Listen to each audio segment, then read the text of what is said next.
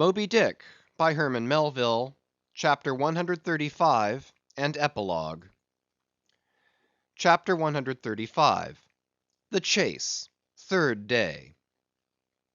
The morning of the third day dawned fair and fresh, and once more the solitary nightman of the foremast head was relieved by crowds of the daylight lookouts, who dotted every mast and almost every spar. "D'ye see him?" cried Ahab, but the whale was not yet in sight.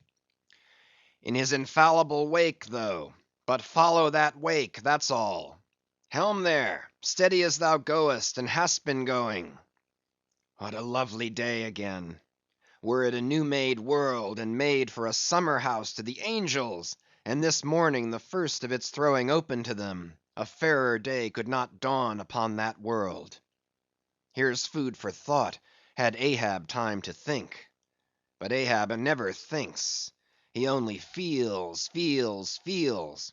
That's tingling enough for mortal man. To think's audacity. God only has that right and privilege. Thinking is, or ought to be, a coolness and a calmness; and our poor hearts throb, and our poor brains beat too much for that. And yet I've sometimes thought my brain was very calm, frozen calm. This old skull cracks so, like a glass in which the contents turn to ice, and shiver it. And still this hair is growing now, this moment growing, and heat must breed it. But no, it's like that sort of common grass that will grow anywhere, between the earthly clefts of Greenland ice, or in Vesuvius' lava. How the wild winds blow it! They whip it about me, as the torn shreds of split sails lash the tossed ship they cling to. A vile wind, that has no doubt blown ere this through prison corridors and cells, and wards of hospitals, and ventilated them, and now comes blowing hither as innocent as fleeces. Out upon it! It's tainted. Were I the wind, I'd blow no more on such a wicked, miserable world. I'd crawl somewhere to a cave and slink there. And yet 'tis a noble and heroic thing, the wind. Who ever conquered it? In every fight it has the last and bitterest blow. Run tilting at it, and you but run through it. Ha! A coward wind that strikes stark naked men, but will not stand to receive a single blow. Even Ahab is a braver thing, a nobler thing than that. Would now the wind but had a body! But all the things that most exasperate and outrage mortal man, all these things are bodiless, but only bodiless as objects, not as agents. There's a most special, a most cunning, oh, a most malicious difference. And yet I say again, and swear it now, that there's something all glorious and gracious in the wind. These warm trade winds at least, that in the clear heavens blow straight on, in strong and steadfast vigorous mildness, and veer not from their mark, however the baser currents of the sea may turn and tack, and mightiest Mississippis of the land swift and swerve about, uncertain where to go at last. And by the eternal poles! These same trades that so directly blow my good ship on, these trades, or something like them, something so unchangeable and full as strong, blow my keeled soul along. To it! Aloft there! What d'ye see? Nothing, sir. Nothing, and noon at hand. The doubloon goes a begging. See the sun! Aye, aye, it must be so. I've oversailed him. How? Got the start? Aye, he's chasing me now, not I him. That's bad. I might have known it too. Fool! The lines! The harpoons he's towing! Aye, aye, I have run by him last night. About, about! Come down, all of ye but the regular lookouts. Man the braces! Steering as she had done, the wind had been somewhat on the Pequod's quarter, so that now being pointed in the reverse direction, the braced ship sailed hard upon the breeze as she rechurned the cream in her own white wake. "Against the wind he now steers for the open jaw," murmured Starbuck to himself, as he coiled the new-hauled main-brace upon the rail. God keep us, but already my bones feel damp within me, and from the inside wet my flesh. I misdoubt me that I disobey my God in obeying him. "Stand by to sway me up," cried Ahab, advancing to the hempen basket. "We should meet him soon." "Aye, aye, sir." And straightway Starbuck did Ahab's bidding, and once more Ahab swung on high. A whole hour now passed, gold beaten out to ages. Time itself now held long breaths with keen surprise. But at last, some 3 points off the weather bow, Ahab descried the spout again, and instantly from the 3 mast heads 3 shrieks went up, as if the tongues of fire had voiced it. "Forehead to forehead I meet thee this third time, Moby Dick. On deck there, brace sharper up. Crowd her into the wind's eye. He's too far off to lower yet, Mr. Starbuck. The sails shake. Stand over that helmsman with a top-maul. So, so, he travels fast, and I must down. But let me have one more good look round aloft here at the sea. There's time for that. An old, old sight, and yet somehow so young. Aye, and not changed a wink since I first saw it, a boy from the sand hills of Nantucket. The same, the same, the same to Noah as to me. There's a soft shower to leeward. Such lovely leewardings! They must lead somewhere, to something else than common land, more palmy than the palms. Leeward, the white whale goes that way. Look to windward then, the better if the bitterer quarter. But good bye, old masthead. What's this? Green? Aye, tiny mosses in these warped cracks. No such green weather stains on Ahab's head. There's the difference now between man's old age and matter's. But aye, old mast, we both grow old together. Sound in our hulls, though, are we not, my ship? Aye, minus a leg, that's all. By heaven, this dead wood has the better of my live flesh every way. I can't compare with it, and I've known some ships made of dead trees outlast the lives of men made of the most vital stuff of vital fathers. What's that he said? He should still go before me, my pilot, and yet to be seen again? But where? Will I have eyes at the bottom of the sea, supposing I descend those endless stairs? And all night I've been sailing from him, wherever he did sink to. Aye, aye. Like many more, thou toldst direful truth as touching thyself, O Parsee. But Ahab, there thy shot fell short. Good bye, masthead. Keep a good eye upon the whale while I'm gone. We'll talk to-morrow, nay, to-night, when the white whale lies down there, tied by head and tail. He gave the word, and still gazing round him, was steadily lowered through the cloven blue air to the deck. In due time the boats were lowered, but as, standing in his shallop's stern, Ahab just hovered upon the point of the descent, he waved to the mate, who held one of the tackle ropes on deck, and bade him pause. "Starbuck." "Sir." "For the third time my soul's ship starts upon this voyage, Starbuck." "Aye, sir, thou wilt have it so." "Some ships sail from their ports, and ever afterwards are missing, Starbuck." "Truth, sir, saddest truth." "Some men die at ebb tide, some at low water, some at the full of the flood. And I feel now like a billow that's all one crested comb, Starbuck. I am old. Shake hands with me, man." Their hands met, their eyes fastened, and Starbuck's tears the glue. "Oh, my captain, my captain! Noble heart, go not, go not! See, it's a brave man that weeps. How great the agony of the persuasion then!" "Lower away!" cried Ahab, tossing the mate's arm from him.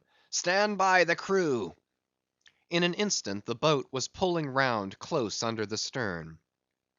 "The sharks! the sharks!" cried a voice from the low cabin window there. "Oh, master, my master, come back!" But Ahab heard nothing, for his own voice was high lifted then, and the boat leaped on. Yet the voice spake true, for scarce had he pushed from the ship when numbers of sharks, seemingly rising from out the dark waters beneath the hull, maliciously snapped at the blades of the oars every time they dipped in the water, and in this way accompanied the boat with their bites. It is a thing not uncommonly happening to the whale boats in those swarming seas, the sharks at times apparently following them in the same prescient way that vultures hover over the banners of marching regiments in the East.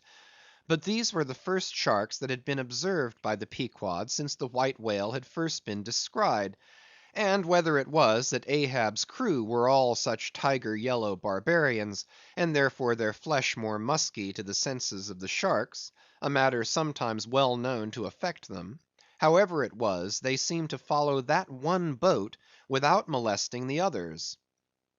"Heart of wrought steel," murmured Starbuck, gazing over the side, and following with his eye the receding boat.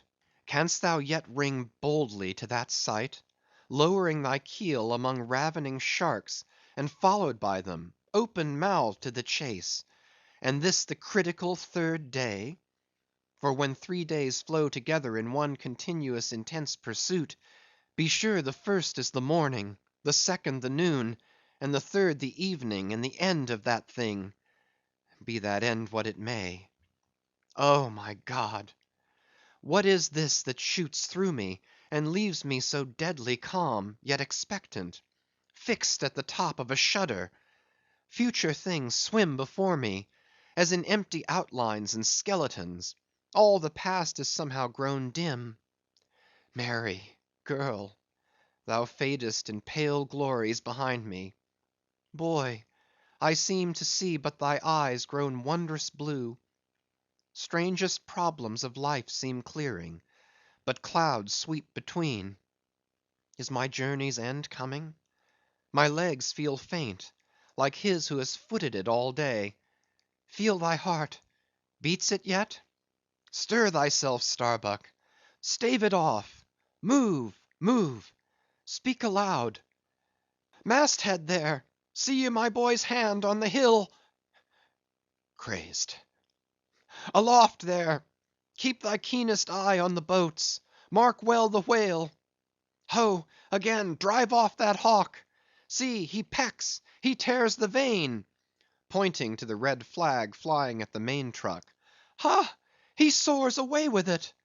Where's the old man now? Seest thou that sight, O Ahab?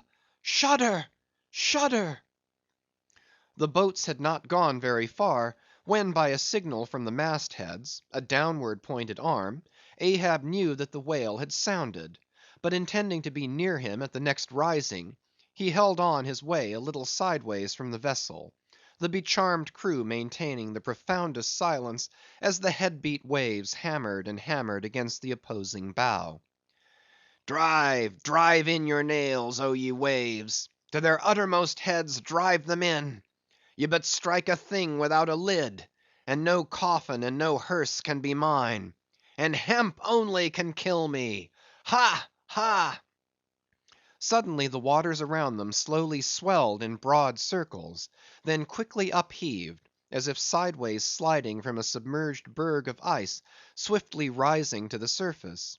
A low rumbling sound was heard, a subterraneous hum, and then all held their breaths, as bedraggled with trailing ropes, and harpoons, and lances, a vast form shot lengthwise but obliquely from the sea. Shrouded in a thin drooping veil of mist, it hovered for a moment in the rainbowed air, and then fell swamping back into the deep. Crushed 30 feet upwards, the waters flashed for an instant like heaps of fountains, then brokenly sank in a shower of flakes, leaving the circling surface creamed like new milk round the marble trunk of the whale. "Give way!" cried Ahab to the oarsmen, and the boats darted forward to the attack. But maddened by yesterday's fresh irons that corroded in him, Moby Dick seemed combinedly possessed by all the angels that fell from heaven. the wide tiers of welded tendons overspreading his broad white forehead, beneath the transparent skin, looked knitted together, as head on he came churning his tail among the boats, and once more flailed them apart, spilling out the irons and lances from the two mates' boats, and dashing in one side of the upper part of their bows, but leaving Ahab's almost without a scar. While Daggoo and Queequeg were stopping the strained planks, and as the whale swimming out from them turned and showed one entire flank as he shot by them again, at that moment a quick cry went up. Lashed round and round to the fish's back, pinioned in the turns upon turns in which, during the past night, the whale had reeled the involutions of the lines around him, the half-torn body of the Parsee was seen, his sable raiment frayed to shreds, his distended eyes turned full upon old Ahab. The harpoon dropped from his hand. Befooled, befooled, drawing in a long, lean breath. Aye, Parsee, I see thee again. Aye, and thou goest before, and this then is the hearse that thou didst promise. But I hold thee to the last letter of thy word. Where is the second hearse? Away, mates, to the ship! Those boats are useless now. Repair them if ye can in time, and return to me. If not, Ahab is enough to die. Down, men! The first thing but offers to jump from this boat I stand in, that thing I harpoon. Ye are not other men, but my arms and legs, and so obey me. Where's the whale? Gone down again? But he looked too nigh the boat; for as if bent upon escaping with the corpse he bore, and as if the particular place of the last encounter had been a stage in his leeward voyage, Moby Dick was now again steadily swimming forward, and had almost passed the ship, which thus far had been sailing in the contrary direction to him, though for the present her headway had been stopped. He seemed swimming with his utmost velocity, and now only intent upon pursuing his own straight path in the sea. "Oh, Ahab!" cried Starbuck, "not too late is it, even now the third day, to desist? See! Moby Dick seeks thee not! It is thou that madly seekest him!" Setting sail to the rising wind, the lonely boat was swiftly impelled to leeward by both oars and canvas. And at last, when Ahab was sliding by the vessel, so near as to plainly distinguish Starbuck's face as he leaned over the rail, he hailed him to turn the vessel about, and follow him, not too swiftly, at a judicious interval. Glancing upward, he saw Tashtego, Queequeg, and Daggoo eagerly mounting to the three mast-heads, while the oarsmen were rocking in the two staved boats which had but just been hoisted to the side, and were busily at work in repairing them. One after the other, through the portholes, as he sped, he also caught flying glimpses of Stubb and Flask busying themselves on deck among bundles of new irons and lances. As he saw all this, as he heard the hammers in the broken boats, far other hammers seemed driving a nail into his heart. But he rallied, and now, marking that the vane or flag was gone from the main mast-head, he shouted to Tashtego, who had just gained that perch, to descend again for another flag, and a hammer and nails, and so nail it to the mast. Whether fagged by the 3 days' running chase, and the resistance to his swimming in the knotted hamper he bore, or whether it was some latent deceitfulness and malice in him, whichever was true, the White Whale's way now began to abate, as it seemed, from the boat so rapidly nearing him once more, though indeed the whale's last start had not been so long a one as before. And still as Ahab glided over the waves, the unpitying sharks accompanied him, and so pertinaciously stuck to the boat, and so continually bit at the plying oars, that the blades became jagged and crunched, and left small splinters in the sea at almost every dip. "Heed them not! Those teeth but give new rowlocks to your oars. Pull on! 'Tis the better rest, the shark's jaw, than the yielding water." "But at every bite, sir, the thin blades grow smaller and smaller." "They will last long enough. Pull on! But who can tell? he muttered, whether these sharks swim to feast on the whale or on Ahab. But pull on! Aye, all alive! Now, we near him! The helm! Take the helm! Let me pass! And so saying, two of the oarsmen helped him forward to the bows of the still flying boat. At length, as the craft was cast to one side, and ran ranging along with the white whale's flank, he seemed strangely oblivious of its advance, as the whales sometimes will, and Ahab was fairly within the smoky mountain mist, which, thrown off from the whale's spout, curled round his great Monadnock hump. He was even thus close to him, when, his body arched back, and both arms lengthwise high lifted to the poise, he darted his fierce iron, and his far fiercer curse into the hated whale. As both steel and curse sank into the socket, as if sucked into a morass, Moby Dick sideways writhed, spasmodically rolled his nigh flank against the bow, and without staving a hole in it, so suddenly canted the boat over, that had it not been for the elevated part of the gunwale to which he then clung, Ahab would once more have been tossed into the sea. As it was, three of the oarsmen, who foreknew not the precise instant of the dart, and were therefore unprepared for its effects, these were flung out, but so fell that in an instant two of them clutched the gunwale again, and rising to its level on a combing wave, hurled themselves bodily inboard again, the third man helplessly dropping astern, but still afloat and swimming. Almost simultaneously, with a mighty volition of ungraduated, instantaneous swiftness, the white whale darted through the weltering sea. But when Ahab cried out to the steersman to take new turns with the line, and hold it so, and commanded the crew to turn round on their seats, and tow the boat up to the mark, the moment the treacherous line felt that double strain and tug, it snapped in the empty air. What breaks in me? Some sinew cracks. 'Tis whole again. Oars! Oars! Burst in upon him! Hearing the tremendous rush of the sea crashing boat, the whale wheeled round to present his blank forehead at bay.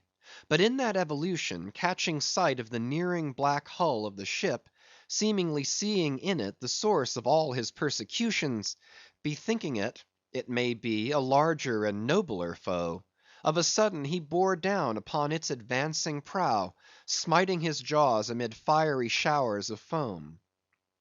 Ahab staggered, his hand smote his forehead. I grow blind! Hands! Stretch out before me that I may yet grope my way! Is it night? The whale! The ship! cried the cringing oarsman. Oars! Oars! Slope downward to thy depths, O sea, that ere it be for ever too late, Ahab may slide this last time upon his mark. I see! The ship! The ship! Dash on, my men! Will ye not save my ship? But as the oarsmen violently forced their boat through the sledge-hammering seas, the before whale-smitten bow ends of two planks burst through, and in an instant almost the temporarily disabled boat lay nearly level with the waves, its half-wading, splashing crew trying hard to stop the gap and bail out the pouring water. Meantime, for that one beholding instant, Tashtego's mast-head hammer remained suspended in his hand, and the red flag, half wrapping him, as with a plaid, then streamed itself straight out from him, as his own forward-flowing heart, while Starbuck and Stubb, standing upon the bowsprit beneath, caught sight of the down-coming monster just as soon as he. The whale! The whale! Up helm! Up helm!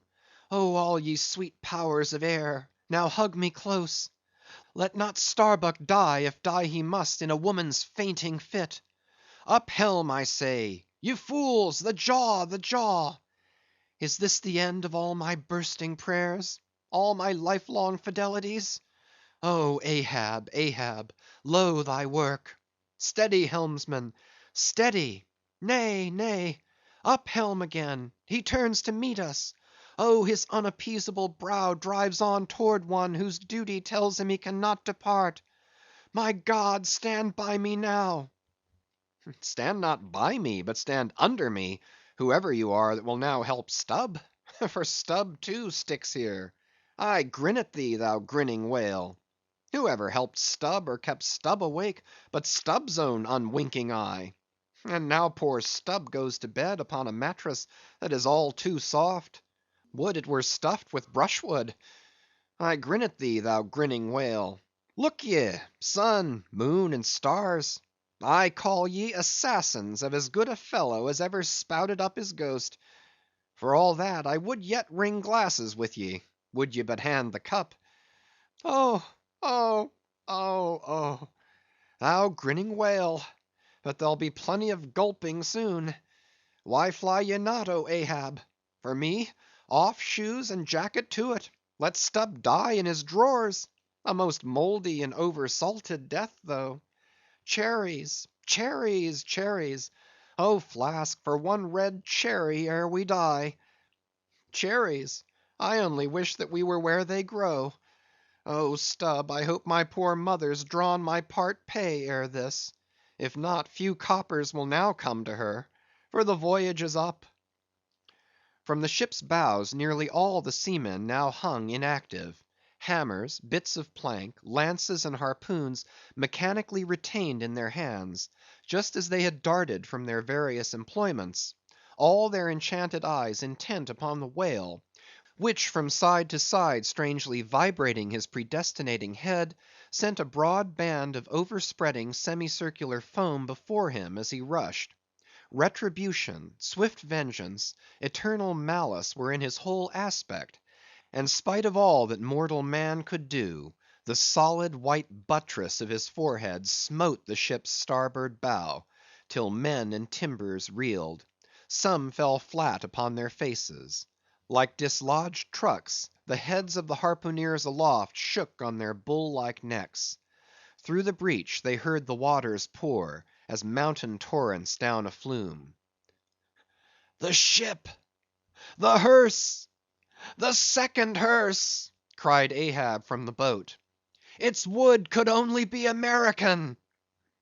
Diving beneath the settling ship, the whale ran quivering along its keel, but turning under water, swiftly shot to the surface again, far off the other bow, but within a few yards of Ahab's boat, where for a time he lay quiescent.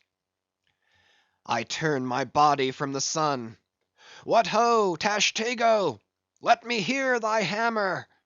Oh, ye three unsurrendered spires of mine! Thou uncracked keel, and only God bullied hull! Thou firm deck, and haughty helm, and pole‐pointed prow! Death glorious ship, must ye then perish, and without me?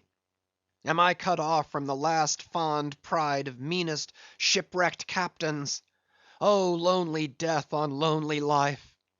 Oh, now I feel my topmost greatness lies in my topmost grief! Ho, ho! From all ye furthest bounds, pour ye now in, ye bold billows of my whole foregone life, and top this one piled comber of my death. Towards thee I roll, thou all-destroying but unconquering whale. To the last I grapple with thee. From hell's heart I stab at thee. For hate's sake I spit my last breath at thee. Sink all coffins and all hearses to one common pool; and since neither can be mine, let me then tow to pieces, while still chasing thee, though tied to thee, thou damned whale! Thus I give up the spear!" The harpoon was darted. The stricken whale flew forward. With igniting velocity the line ran through the grooves, ran foul. Ahab stooped to clear it. He did clear it, but the flying turn caught him round the neck, and voicelessly as Turkish mutes bowstring their victim, he was shot out of the boat, ere the crew knew he was gone. Next instant, the heavy eye‐splice in the rope's final end flew out of the stark, empty tub, knocked down an oarsman, and smiting the sea, disappeared in its depths. For an instant the tranced boat's crew stood still, then turned. "The ship! Great God, where is the ship?" Soon they through dim, bewildering mediums saw her sidelong fading phantom, as in the gaseous Fata Morgana, only the uppermost mass out of the water; while fixed by infatuation, or fidelity, or fate, to their once lofty perches, the pagan harpooneers still maintained their sinking look outs on the sea. And now concentric circles seized the lone boat itself, and all the crew, and each floating oar, and every lance pole; and spinning, animate and inanimate, all round and round in one vortex, carried the smallest chip of the Pequod out of sight. But as the last whelmings intermixingly poured themselves over the sunken head of the Indian at the mainmast, leaving a few inches of the erect spar yet visible, together with long streaming yards of the flag, which calmly undulated, with ironical coincidings, over the destroying billows they almost touched. At that instant, a red arm and a hammer hovered backwardly uplifted in the open air, in the act of nailing the flag faster and yet faster to the subsiding spar. A sky hawk that tauntingly had followed the main truck downwards from its natural home among the stars, pecking at the flag, and incommoding Tashtego there; this bird now chanced to intercept its broad fluttering wing between the hammer and the wood; and simultaneously feeling that ethereal thrill, the submerged savage beneath, in his death grasp, kept his hammer frozen there; and so the bird of heaven, with archangelic shrieks, and his imperial beak thrust upward, and his whole captive form folded in the flag of Ahab, went down with his ship, which, like Satan, would not sink to hell till she had dragged a living part of heaven along with her, and helmeted herself with it. Now small fowls flew screaming over the yet yawning gulf; a sullen white surf beat against its steep sides; then all collapsed, and the great shroud of the sea rolled on, as it rolled 5,000 years ago. Epilogue. And I only am escaped alone to tell thee. Job. The drama's done. Why then here does any one step forth? Because one did survive the wreck. It so chanced that after the Parsee's disappearance, I was he whom the Fates ordained to take the place of Ahab's bowsman, when that bowsman assumed the vacant post. The same who, when on the last day the three men were tossed from out of the rocking boat, was dropped astern. So, floating on the margin of the ensuing scene, and in full sight of it, when the half spent suction of the sunk ship reached me, I was then but slowly drawn towards the closing vortex. When I reached it, it had subsided to a creamy pool. Round and round then, and ever contracting towards the button like black bubble at the axis of that slowly wheeling circle, like another Ixion did I revolve; till gaining that vital centre, the black bubble upward burst; and now, liberated by reason of its cunning spring, and owing to its great buoyancy rising with great force, the coffin life buoy shot lengthwise from the sea, fell over, and floated by my side. Buoyed up by that coffin, for almost one whole day and night I floated on a soft and dirge like main. The unharming sharks, they glided by as if with padlocks on their mouths; the savage sea hawks sailed with sheathed beaks. On the second day, a sail drew near, nearer, and picked me up at last. It was the devious cruising Rachel, that in her retracing search after her missing children, only found another orphan. The End. End of chapter 135 and epilogue. An end of Moby Dick.